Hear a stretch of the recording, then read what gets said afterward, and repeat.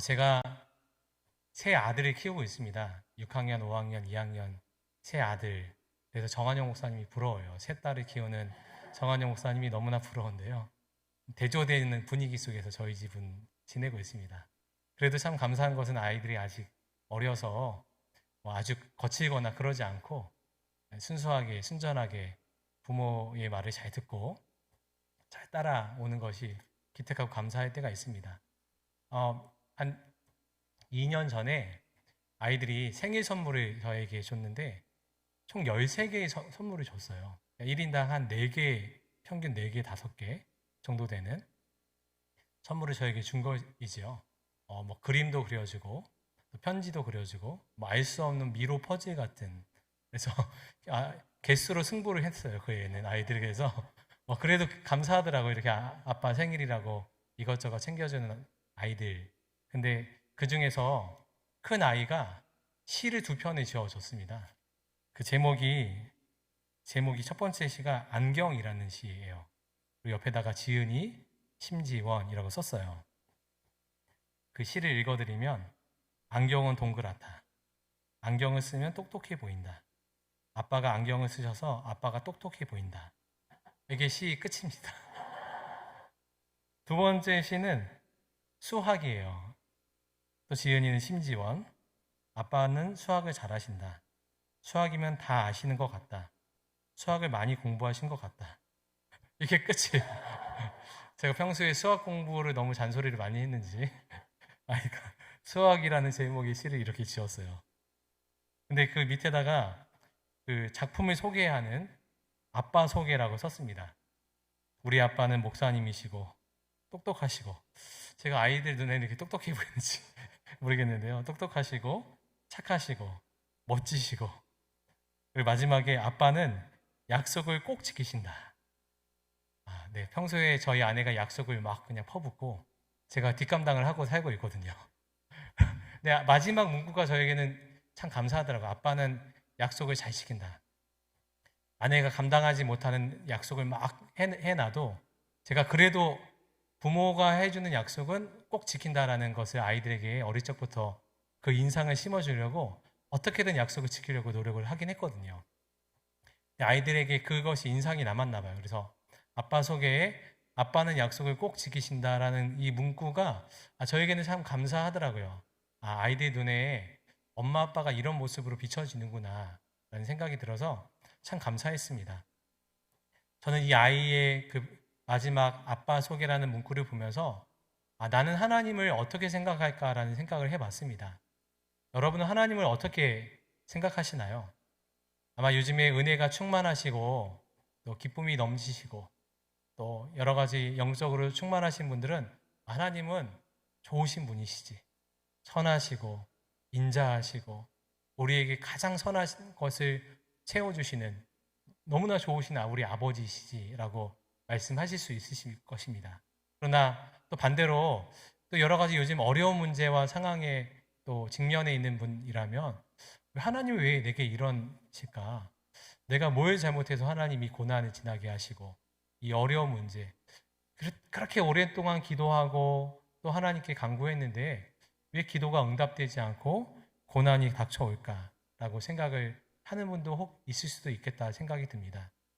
성경에는 하나님에 대한 여러 가지 어떤 표현과 이름이 나와 있습니다. 우리가 오늘 보게 되는 여호와 이레, 하나님은 준비하시는 하나님이시라는 거고, 여호와 니시, 승리의 하나님, 여호와 라파, 치유의 하나님, 여호와 샬롬, 우리에게 평안해 주시는 하나님, 또 여호와 삼마, 우리와 늘 함께 하시는 하나님. 우리가 그 이름을 부를 때면 하나님은 그런 분이시지라고 고백하고 머리로 알고 있습니다. 그런데 우리의 삶 가운데 여호와 이레, 여호와 라파, 여호와 니시, 여호와 삼마, 이 고백을 우리가 할 수 있는지, 주님은 내게 선하신 분이시고 내게 인자와 자비와 긍휼이 풍성하신 하나님이시다라고 고백할 수 있는지, 이것이 우리의 진짜 고백이 되기를 축복합니다. 제가 섬기는 갈래교회에서 하루는 온성도 목사님, 중국에서 북한 그 사역을 하시다가 공안에게 붙잡혀 있어서 너무 오랜 시간, 2년 6개월이라는 긴 시간 동안에 초옥 생활을 하셨던 원성도 목사님을 모시고 예배드린 적이 있었습니다. 원성도 목사님이 공항에서 잡히셨어요. 아내와 아이들과 급하게 중국 상황이 안 좋아지셔서 나오시게 되는데 공항에서 비행기 타기 직전에 잡히시게 된 거예요. 그리고 그 모습을 그 사모님과 아이들이 다 지켜보게 된 거죠. 공항에 끌려가는 모습을. 얼마나 그 가족들에게도 상처가 되고 목사님에게도 너무나 두려운 일이 되겠어요. 가족들은 잘 돌아가긴 돌아간 걸까? 그것부터 시작해서 여러 가지 복잡한 상황 가운데 이제 중국 감옥에 갇혔습니다. 그래서 처음에 재판을 받았는데 그 재판 판결이 20년형을 받으신 거예요.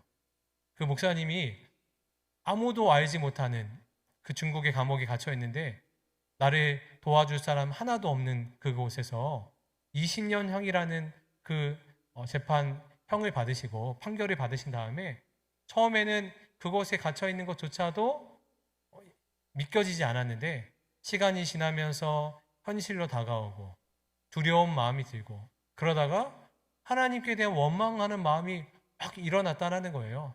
하나님, 내가 뭘 그렇게 잘못해서 이렇게 이런 고난을 당하게 하셨나요? 내가 놀러 이곳에 온 것도 아니고 주의 일을 하겠다고 순종하겠다고 이렇게 머나먼 타국에 와서 어려운 가운데서 북한을 돕는 우리 동포들 돕는 사역을 했는데 왜 내게 이런 고난을 당하게 하셨나요? 이렇게 불평하고 원망하고 하나님에 대한 믿음 자체가 완전히 무너지는 것 같은 경험을 하셨다라는 이야기를 하시더라고요. 우리가 그럴 때가 있습니다. 우리의 믿음이 완전히 바닥을 칠 때가 있는 것이죠. 이 하나님이 내게 허락하신 이 상황이 도무지 믿겨지지 않을 때가 있는 것입니다. 오늘 본문 속에 아브라함이 바로 이와 같은 상황이죠.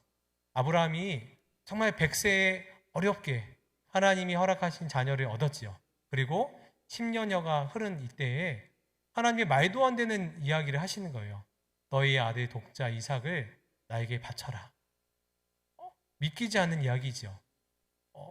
아니 주시겠다고 약속하시고 주신 분이 하나님이신데 근데 아들 독자 이삭을 번제물로 바치라 라고 이렇게 말씀하시는 하나님의 그 음성을 들으면서 완전히 패닉 상태가 된 것이 아브라함의 마음이었을 것입니다. 근데 아브라함은 결정할 상황이 된 것이죠. 하나님의 말씀에 따라갈 것인가 아니면 내 생각과 판단과 이성으로 보면 이건 도무지 말도 안 되는 이야기이니 그저 듣는 것으로 끝날 것인가. 그는 고민하고 또 갈등이 있었겠죠. 그런데 그는 선택을 했습니다. 내가 지금 이해하지 못하고 또 감당할 수 없는 상황이라 하시라도 하나님의 말씀에 순종해 보기로 그가 결정한 것입니다. 그리고 그는 주저하지 않았어요. 아침에 일어나 그의 발걸음을 떼기 시작했습니다. 창세기 22장 3절에 아브라함의 아침에 일찍 일어나 나귀의 안장을 지우고 두 종과 그의 아들 이삭을 데리고 나아갔다라고 고백하고 있습니다. 아침에 일찍 일어났다라고 고백한 이 문구를 보니까 그가 주저함 없이 하나님께 순종하였다라는 것을 볼 수 있습니다. 그는 밤새 고민하기도 했겠죠. 그러나 하루를 넘기지 않았습니다. 하나님 말씀하신 것에 순종함으로 나아갔다라는 거예요. 그러나 아브라함이 그 길을 걸어갔지만 왜 고민스럽지 않았겠어요? 길을 걸어가다가 내가 가는 길이 맞는 것인가 주저하기도 하고 돌아갈까? 혹시 하나님이 또 다른 음성을 들려주지 않으실까? 여러 가지 고민과 또 걱정 속에 그 길을 걸어갔을 것입니다. 그러나 아브라함이 참 위대한 것은 그에게 갈등도 있고 고민도 있고 또 주저함도 있고 수없이 멈추고 돌아갈 마음이 있었겠지만 그는 끝내 돌아가지 않고 하나님이 말씀하시는 그 길을 향해서 걸어갔다라는 거예요. 어디까지 걸어갔죠? 그가 그 모리아산 밑에 이르렀고 또 모리아산에 올라갔고 또 이삭을 그 끈에 단단히 묶었고 그것으로 끝나지 않고 칼을 들어서 이삭을 내리치려는 그 순간까지 그는 순종했습니다. 만약 하나님이 그를 막지 않으셨으면 아마 아브라함이 그 손에 든 칼은 그대로 이삭을 내리쳤을 거예요. 그는 주저하고 머뭇거리고 또 마음 가운데 그런 고민이 있었지만 그의 순종은 끝까지 가는 순종이었습니다. 순종이 바로 그런 것이죠. 우리가 하나님께 순종한다라고 말을 합니다. 주의 말씀에 따라 주의 인도함 따라 나아간다고 합니다. 그런데 사랑하는 성도 여러분, 우리의 순종이 아브라함이 간 거기까지, 아브라함이 그 길을 가다가 하루 이틀 가다가 돌아온 것 아니라 모리아 산 밑에까지만 머문 것 아니라 산을 오르다가 중간에 내려온 것 아니고 또 산에 올라가서 아니다, 그만 내려가자 라고 한 것 아니라 끈을 묶고 칼을 들고 내리치는 그 순간까지 우리는 순종해 보았나.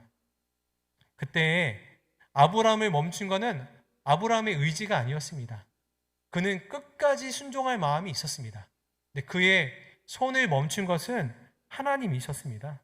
오늘 10절 말씀, 11절 말씀 보니까 손을 내밀어 칼을 잡고 그 아들을 잡으려 하니 여호와의 사자가 하늘에서부터 그를 불러 이르시되 아브라함아 아브라함아 하시는지라. 아브라함이 이르되 내가 여기 있나이다. 너무나 다급하셔서 아브라함아 아브라함아 부르신 거예요. 렘브란트라는 화가가 아브라함과 이삭이라는 이 제목의 그림을 그렸습니다. 그 그림에 이삭은 바위 위에 손이 완전히 결박당한 채로 묶여있고 아브라함은 그 이삭의 눈을 가리었습니다. 한 손으로 가리고 한 손으로는 번쩍 도는 상태였습니다.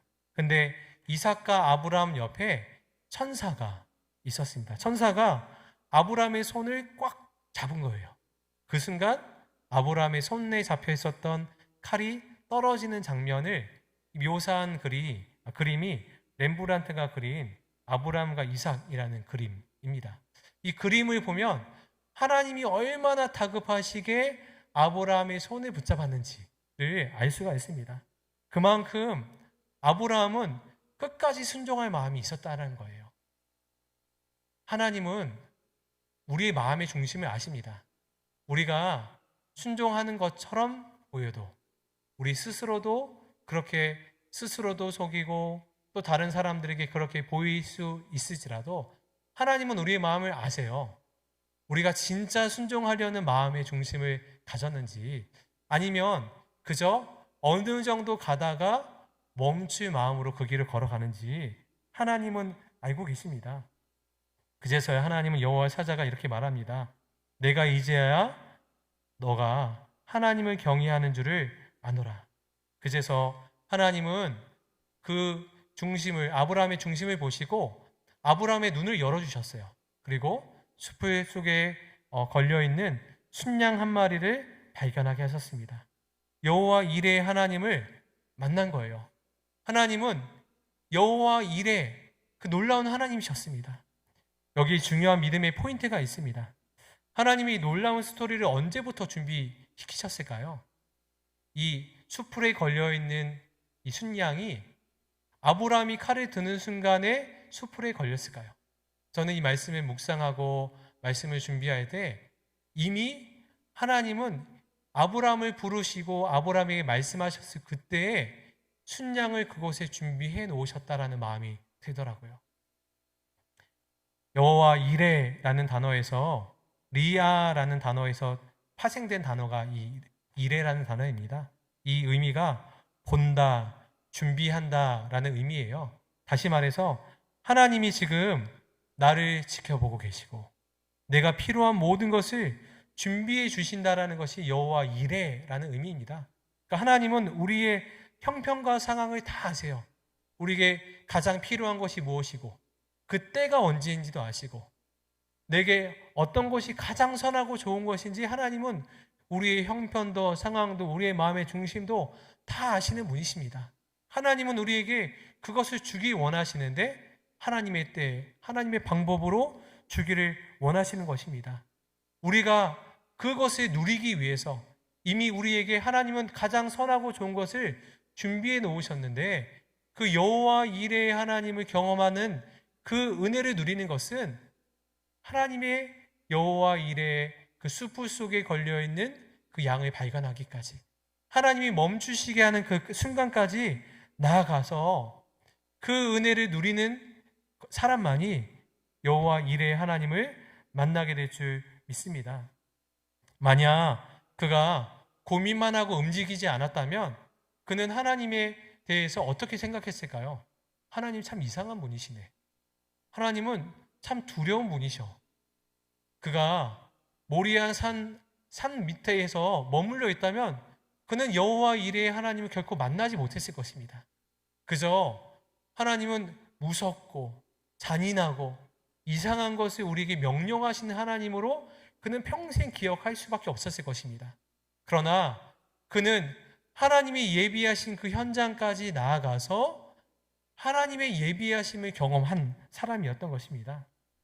그래서 그에게 하나님은 두렵고 잔인하고 무서운 하나님이 아니라 가장 완벽한 계획과 선하신 일을 행하시는 여호와 이레의 하나님이라고 그는 고백하는 것입니다.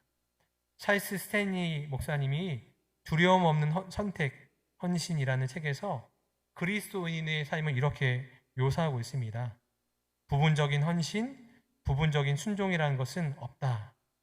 헌신된 사람이 있거나 헌신하지 않은 사람이 있거나 라는 것입니다. 우리가 주님, 제가 순종했잖아요 라고 말하는데 한편으로 보면 순종하지 않은 영역이 있는 거예요. 하나님께서는 우리에게 끝까지 가기를 원하시는데 가다가 멈춰 하나님 내가 순종했는데 왜 길을 열어주지 않지요? 라고 말하고 있는 것을 찰스 스탠리 목사님이 지적하고 있는 것입니다. 그러면서 묘사하기를 비행기 조종사가 속력을 더하며 활주로를 질주하면 더 이상 육지에 머무를 수 없는 한 지점에 도달하게 됩니다. 그 지점을 통과하면 공중으로 날아올라야 합니다. 아니면 비행기는 처참하게 곤두박질 치고 맙니다. 활주를 절반 이상 나아간 조종사가 마음을 바꿀 수는 없는 일입니다. 불행하게도 교회는 한 번도 이룩해 보지 못한 사람들로 가득 차 있습니다. 그들은 엔진에 가해진 가속도로 부릉부릉부릉 소리를 내면서 몇십 년씩 공회전만 하고 있습니다. 늘 출발을 위한 준비만 하고 있습니다. 항상 계획하고 의도하고 바라고 시도하고 예정하고 목표로 하고 기대하느라 언제나 분주하면서도 결코 이룩하지 못하는 것이 그들이 가진 비극 중의 비극입니다.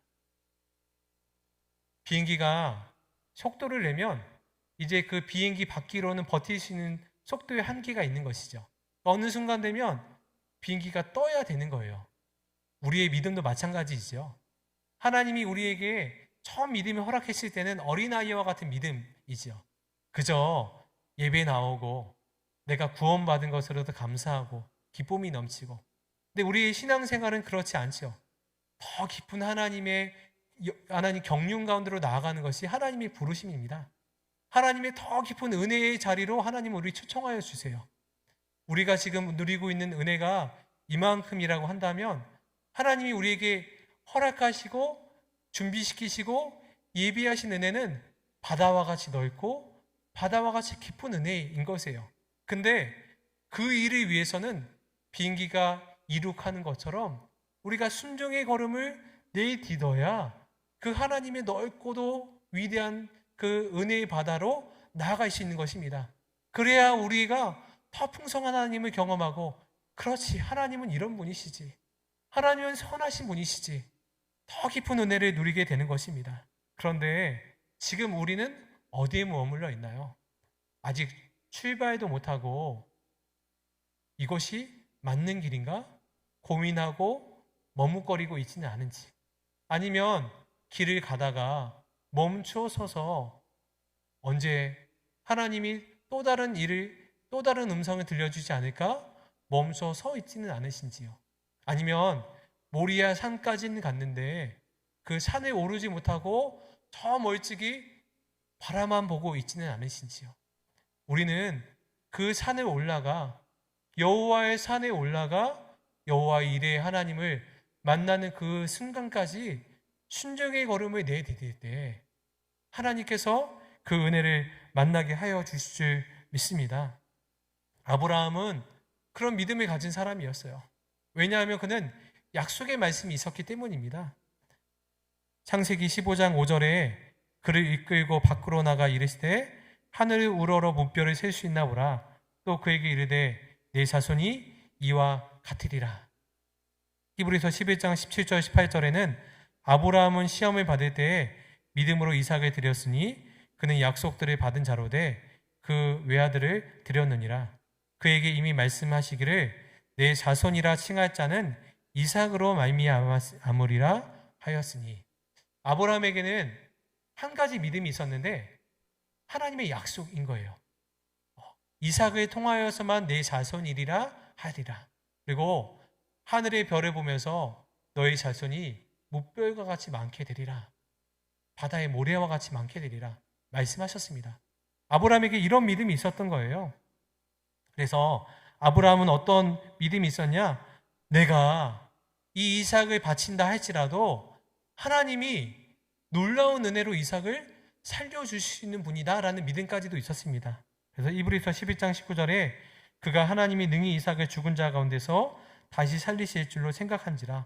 비유컨대 그를 죽은 자 가운데서 도로 받을 것이니라. 그러니까 죽은 이삭을, 내가 설령 이삭을 칼을 내리쳐 죽인다 할지라도 하나님은 살리실 분이다 라는 믿음이 있었던 거예요. 왜냐하면 그에게 약속의 말씀이 있었기 때문입니다. 허드슨 테일러 선교사님이 중국 선교의 아버지라 불렸죠. 근데 중국 선교를 나온 지 1년 만에 풍토병으로 사모님과 아이를 잃게 되는 너무나 어려운 상황을 맞이하게 되었습니다. 더 어려웠던 것은 가족까지 잃으면서 그렇게 사역을 했는데 사역의 열매가 하나도 맺혀지지 않는 거예요. 그런 어려운 상황 가운데 놓여 있는 거 보고서 영국의 선교 본부에서는 그만하고 귀국하십시오라고 본부의 명령이 내려왔습니다. 그런데 허든슨 테일러 선교사님은 귀국할 수가 없었어요. 그리고 하나님께 매달려 기도하기 시작했습니다. 하나님, 내가 어찌해야 됩니까? 하나님, 내게 말씀해 주십시오. 그때 하나님이 주신 두 가지 말씀이 있습니다. 데살로니가 후서 3장 13절에 형제들아 너희는 선을 행하되 낙심하지 말라. 갈라디아서 6장 9절에 우리가 선을 행하되 낙심하지 말지니 포기하지 아니하면 때가 이름에 거두리라. 허드슨 테일러 선교사님에게는 이 약속의 말씀이 위로요 믿음으로 붙잡혀지게 된 거예요.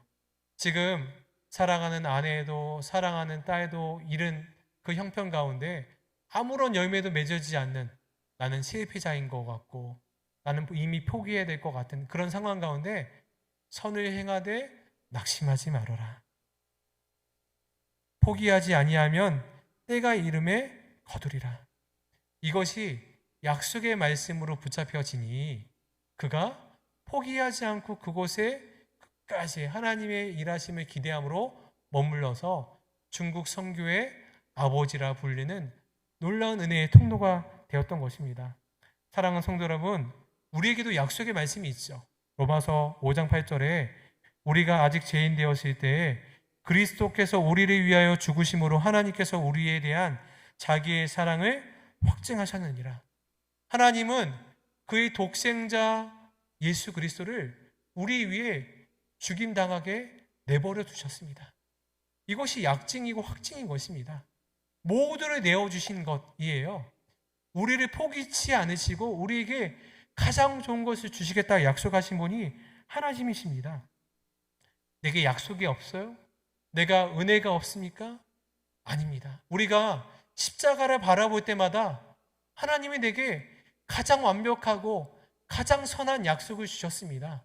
이것이 우리에게 믿음으로 붙잡혀지면 내가 두려워할 것도 없고 순종의 길을 갈 때 내가 실패할까? 내가 어려움 당할까? 내가 인생의 실패자로 끝나는 것은 아닐까? 두려움이 없는 것입니다. 왜냐하면 하나님은 이미 우리에게 모든 것 주셨기 때문에 두려움과 근심이 우리에게 틈타지 않게 되는 것입니다. 그 약속을 믿고 나아가면 낙망하지 않고 포기하지 아니하고 끝까지 그 길을 걸어가게 될 줄 믿습니다. 그 약속을 걸어가는 자에게는 하나님이 그 은혜를 감당할 수 있는 은혜와 사랑을 더해 주시는 거예요. 저는 이 말씀을 묵상하면서 아브라함이 누린 가장 큰 은혜는 그가 걸어가 봤기 때문에 누리는 은혜가 있다라는 거예요. 제가 선화목자 교회를 섬기면서 참 많은 은혜와 도전을 많이 받았습니다. 어떻게 이렇게 믿음으로 살아가고 믿음으로 도전할까? 처음에 유기성 목사님이 목회하시는 모습을 지켜보면서 저분은 어떻게 저렇게 저런 상황에서 저런 결정을 하시고 저렇게 마지막까지 순종하며 걸어갈까? 라는 막연히 그냥 공경과 또 어떤 저 멀리 도저히 닿을 수 없는 분처럼 여겨질 때가 있었습니다. 그런데 참 감사한 것은 10년이 넘게 그곳에서 훈련받으면서 한 가지 한 가지 순종의 걸음을 내딛게 하심으로 말미암아 하나님이 누리게 되는 은혜를 저에게 경험케 하셨습니다. 첫 해에 오셔서 제가 어릴 적부터 경제적으로 어려움 당하고 있는 가정에서 살았기 때문에 항상 제 안에 재정적인 염려가 있었습니다. 그런데 하나님께서 선한목자교회 전도사로 첫 부임한 해에 재정에 대한 순종을 하나님이 하게 하셨습니다. 너가 가진 것을 다 주께 내어놓으라. 하나님이 그 말씀을 주시고 하나님이 그 말씀에 순종할 수 있는 믿음을 주셨어요.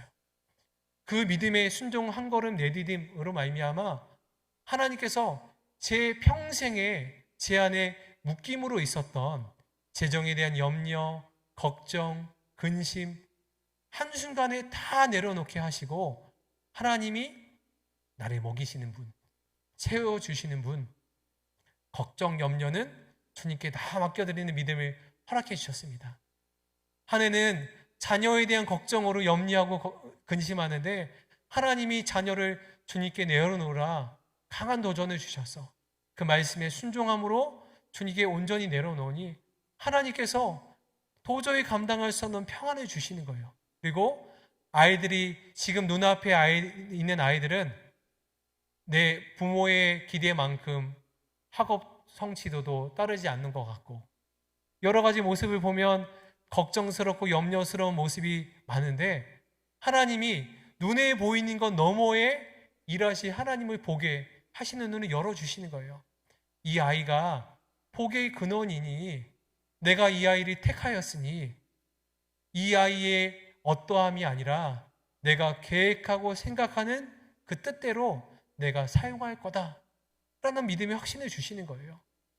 한 걸음 한 걸음 하나님께서 순종하고 내려놓게 하고 감당할 수 없는 것을 주님께 내어놓는 한 걸음 한 걸음의 순종을 통해서 제가 선한목자교회 오기 전에는 하나님의 은혜를 이만큼 알았다면 지금은 하나님의 은혜를 이 정도는 알 만큼이 되었다라고 고백할 수 있게 되었습니다. 그리고 기대가 되는 거예요. 이렇게 더 순종의 걸음을 내디딜수록 하나님은 내게 또 어떤 은혜를 주실까? 내 눈을 얼마나 더 열어가실까? 내 믿음의 분량을 얼마나 더 키워가실까? 하나님을 더 어떻게 역사함을 경험할까? 그런 놀라운 기대감과 소망이 제 안에 품어지게 되었습니다. 제가 지난달에 터키 단기 선교를 갔다 왔습니다. 터키 단기 선교를 갔다 왔는데 터키에 있는 시리아 난민 사역을 일주일간 섬기고 왔습니다. 시리아가 10년여 동안 내전으로 인해서 많은 사람들이 곳곳으로 흩어져 살고 있는데 그 중에서도 터키에 가장 많은 사람들이 살고 있습니다. 터키에서 이제 제가 그 사역하시는 목사님을 만났는데 시리아 출신의 목사님이십니다. 30대 중반의 목사님. 근데 그분이 시리아 전쟁이 일어났을 당시에는 군복무를 하고 있었던 상황이었습니다. 그러니까 군복무 제대를 앞두고 내전이 터진 거예요. 제대도 하지 못하고 군대에 묶여서 그 참혹한 현실을 다 지켜보게 된 것입니다. 미사일이 머리 위로 지나가서 바로 뒤에 있는 건물이 와르륵 무너지는 것도 다 보게 되고 수많은 희생자들이 발생하고 또 실제로 그 목사님의 가족들도 죽임당하는 일도 겪고 도저히 그 일을 감당하지 못해서 도망쳐 나와서 이제 터키 땅에 머무르게 되고 그가 어릴 적 만났던 그 하나님을 다시 만나게 되어서 목회자로 또 쓰임받게 되었던 그 이야기의 간증을 듣게 되었습니다. 근데 참 감사하고 놀라운 것은 그 목사님 가정이 많은 터키에 있는 시리아 난민들처럼 이제 터키도 안전하지 못하고 여러 가지 경제적으로나 사회적으로 불안한 사회이다 보니까 또 다른 유럽 국가나 저 북미나 그런 쪽으로 다 옮겨갈 수 있는 기회가 그 가정 가운데 주어지게 된 거예요. 그때 그 목사님에게도 선택의 기로에 놓여지게 된 것입니다. 내가 이만큼 이곳의 난민들을 섬겼으니 이제는 하나님이 허락하신 그 길을 따라서 길이 열렸으니 이것도 하나님이 허락하심이 아닐까 고민하며 그 길을 갈까 고민했다가 기도하면서 그 목사님과 그 가정이 결단하기를 우리 가정은 더 좋은 환경을 향해서 가기보다 이곳에서 시리아 땅이 열리기를 기다리면서 잠잠히 하나님의 때를 기다려 언제라도 문이 열리면 그 땅으로 돌아가서 그 땅이 다 무너진 채이겠지만 안전히 보장받지 못하는 상황이라 할지라도 그 땅으로 돌아가서 길을 잃고 부모를 잃고 갈 바를 알지 못하는 그 땅의 다음 세대에게 생명의 복음을 전하여 그 땅을 주의 나라로 세우고자 합니다. 그 사명을, 그 마음을 저에게 나누어 주었습니다. 그 목사님의 고백을 들으면서 아니 시리아 난민으로 살면서 그렇게 손가락질 당하고 한 번도 자신의 이름으로 불리지 못하고 저 사람들 때문에 우리가 너무 힘들고 경제적으로 어려움 당해 그렇게 마을 사람들에게 그렇게 손가락질 당하면서 그렇게 천대를 받으면서도 그 땅을 떠나지 않고 하나님의 일하심을 선택하며 순종하며 그 길을 걸어가시는 그 목사님의 얼굴이 너무나 평안해 보이고 너무나 행복해 보이는 거예요. 난민이라 그렇게 어려움 당하는 사람의 모습이라는 도저히 감당할 수 없는 그 기쁨과 감사가 그의 얼굴에 충만한 것을 보면서 걸어가 본 사람만이 누리는 은혜가 있구나. 순종해 본 사람만이 누리는 하나님의 역사가 있구나 라는 것을 그 모습을 통해서 보게 되었습니다. 사랑하는 성도 여러분, 우리는 순종의 걸음을 가다 보면 때로는 여러 가지 소리가 들립니다. 그렇게 가다 보면 망합니다. 그렇게 사다 보면 손해 볼 거예요. 아니 사람들 보세요. 어느 정도 신앙생활하고 어느 정도는 세상에 발 담그면서 살잖아요. 이게 지금의 모습이에요. 이게 세상이 우리를 향해 말하는 것입니다. 피터 윌슨 목사님이라는 분이 21살의 어린 나이에 그가 개척할 마음을 주셔서 순종하기로 했습니다. 그렇게 감사하게도 길이 열려서 그 목회 시작하셨는데 그가 섬겼던 교회의 많은 성도들이 그 목사님을 축하하러 그 예배의 자리로 왔습니다. 그 예배가 끝나고 환송회가 또 끝나고 그런데 우연치 않게 그 환송회에 사람들이 수군수군 하는 소리를 들은 거예요. 뭐라고 하냐면 저 피터 윌슨 목사님은 아직 세상 물정도 모르는 분이 무슨 교회를 개척하겠다고 저러는지 몰라. 교회에 함께하는 사람들도 없는데 저러다가 어쩔런지 몰라.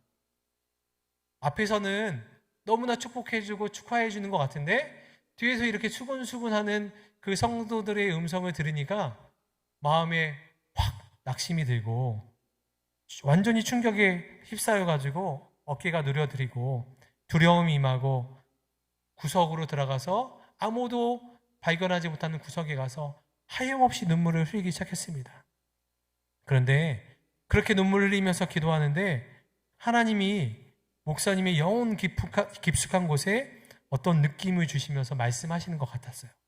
피터야, 지금 이 자리에서 확실히 선택해라. 그 사람들의 말을 듣겠느냐? 아니면 내 말을 듣겠느냐? 나를 믿겠느냐? 피터 윌슨 목사님이 그 하나님의 마음이 느껴진 거예요. 너 사람들 말 듣고서 여기서 그만 포기할래? 아니면 내 말 듣고서 끝까지 그 길 걸어가 볼래? 피터 윌슨 목사님이 그 음성을 마음으로 듣고 순간 무릎을 꿇고 주님께 기도했습니다. 주님, 제가 하나님 믿고 끝까지 가볼게요. 사랑하는 성도 여러분, 우리에게 세상의 소리에 귀 닫고 눈 닫고 하나님만 믿고 한번 그 길 걸어가 보시기를 축복합니다. 그 길 끝에 여호와 일의 놀라운 능력과 은혜를 경험하게 될 줄 믿습니다. 우리에게 순종의 때가 다 있습니다.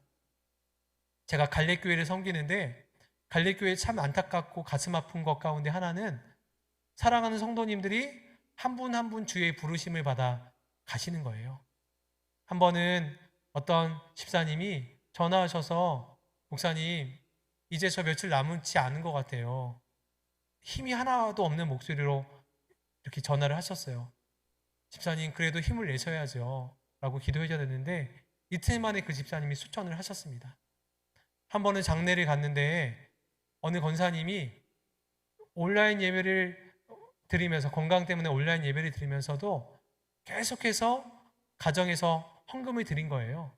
그 아들 되시는 집사님이 저에게 봉투 하나를 남겨주셨는데 그 어머니의 마지막 헌금이라 하시면서 어머니가 가정에서 예배 드릴 때마다 하나님께 꼭 감사의 예물을 드려노라. 이 헌금을 교회의 마지막 헌금으로 드립니다 라고 드리는 거예요. 또 한 번은 섬기던 속장님이 이제 건강이 안 좋아지셔서 요양병원에 들어가셨습니다. 요양병원에 들어가시면서 그렇게 눈물을 흘리시는 거예요. 그러면서 저에게 말씀하시기를 목사님, 끝까지 목사님 힘이 되어 드리지 못해서 너무 죄송해요 라고 그렇게 말씀하시고서 요양병원에 들어가셨어요. 그리고 건강이 좋아지셨는데 너무나 안타깝게도 코로나로 인해서 그 권사님이 초천하셨습니다. 가족도 없으셔서 제가 그 시신을 수습하러 요양병원에 가서 너무나 외로이 누워 계신 권사님을 뵙고 너무나 안타까운 마음이 들고서 그렇게 성도님들 한 분 한 분 주님 곁으로 보내드리면서 제 안에 계속해서 주님이 말씀하시는 것은 하나님을 위해 살아갈 수 있는 때도 순종할 수 있는 때도 다 있구나라는 생각이 있습니다. 우리가 지금 멈춰 있다가 하나님, 제가 이거 해결되면 하나님께 더 순종할게요. 하나님, 이 고비만 넘어가면 하나님, 제가 주님께 더 나아갈게요. 그런데 이 문제 넘어가면 또 다른 문제가 우리 앞에 있고 또 다른 시험이 우리 가운데 있어서 그렇게 하나님의 부르심을 입을 때까지 그 길 한 번도 걸어보지 못하고 주님 곁에 갈 수도 있는 것이 우리들의 삶이 될 수 있습니다. 사랑하는 성도 여러분, 하나님이 지금 우리에게 또 한 번 순종할 수 있는 기회를 주셔서 하나님의 풍성한 은혜를 경험하게 하여 주실 때 그 은혜의 길을 꼭 붙잡으시는 저와 여러분들 되기를 축복합니다. 그 은혜 가운데 나아가셔서 주님의 역사와 하나님의 살아계심을 마음껏 고백하는 믿음의 증인, 주님과 동행하는 놀라운 은혜의 증인이 이곳에 충만하여져서 우리 주 안에 있는 교회가 그런 하나님의 역사를 써내려가는 그런 하나님의 스토리를 써내려가는 복된 교회가 되기를 축복합니다.